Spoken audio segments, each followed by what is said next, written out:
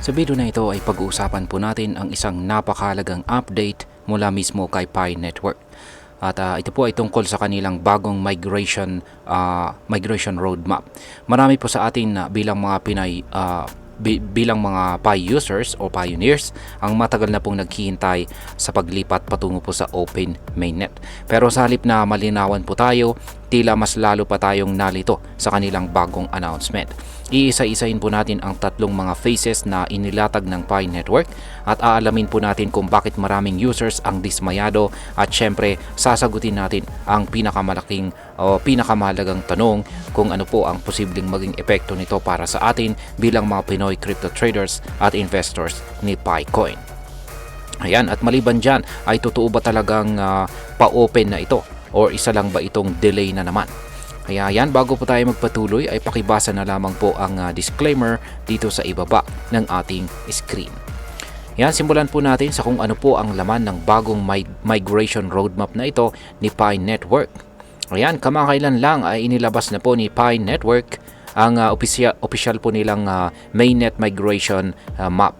Pero imbis na matuwa ang mga tao, mas lalo po silang naguluhan.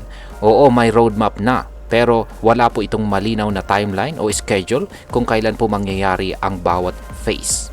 Ayan. Ang roadmap ay meron pong tatlong phases. Yan, sa phase 1 ay ito ay ang initial migration kung saan po ililipat ang mga rewards ng mga users na naka-queue na. Yan, o naghihintay pa.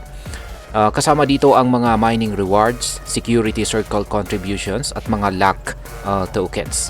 At mga app-based at saka node rewards. Yan, sa phase 2 ay sa parting ito naman ay ibibigay po ang referral rewards. Pero may malaking catch po rito. Kailangan po ng KYC verified at saka buong referral team para makuha mo ang rewards mo dito. Yan, sa phase 3 ay ito po yung tinatawag na ongoing periodic migrations na pwede pong gawin buwan-buwan o quarterly. Pero tulad po ng unang dalawang phases, wala pong binigay na eksaktong date kung kailan po mangyayari ang mga ito. Ngayon is bakit po maraming mga pioneers ang nadismaya?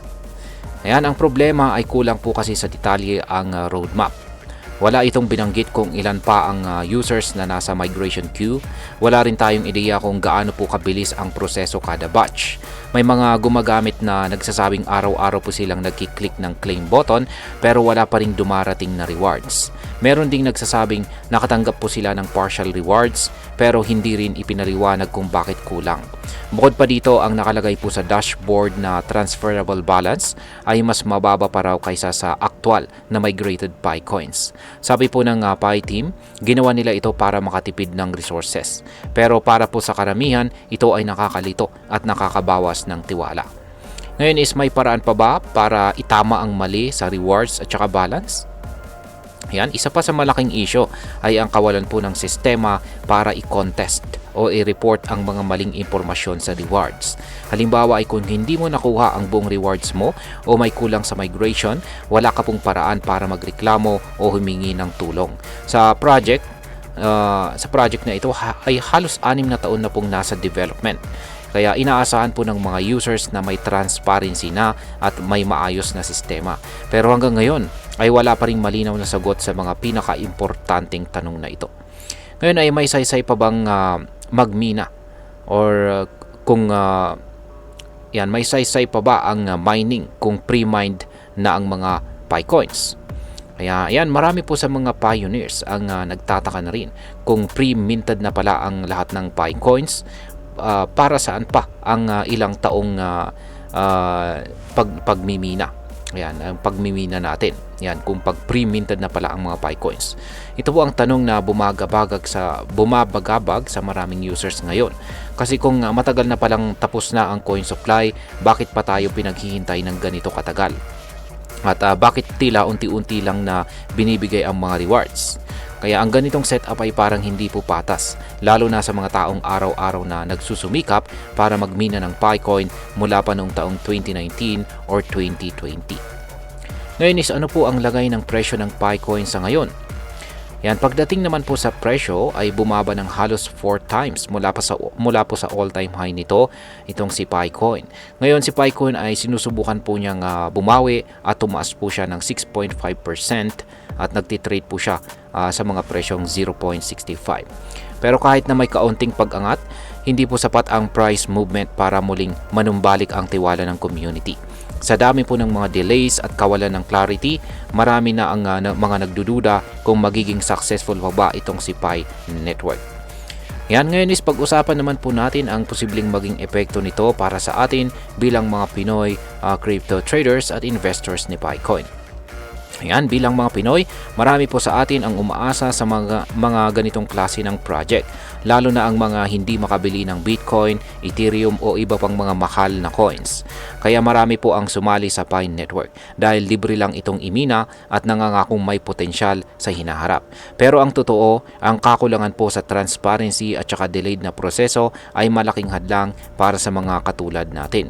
Naapektuhan ang tiwala natin sa buong crypto ecosystem, imbis na umangat po ang interest natin sa blockchain, nagkakaroon tuloy tayo ng pagdududa.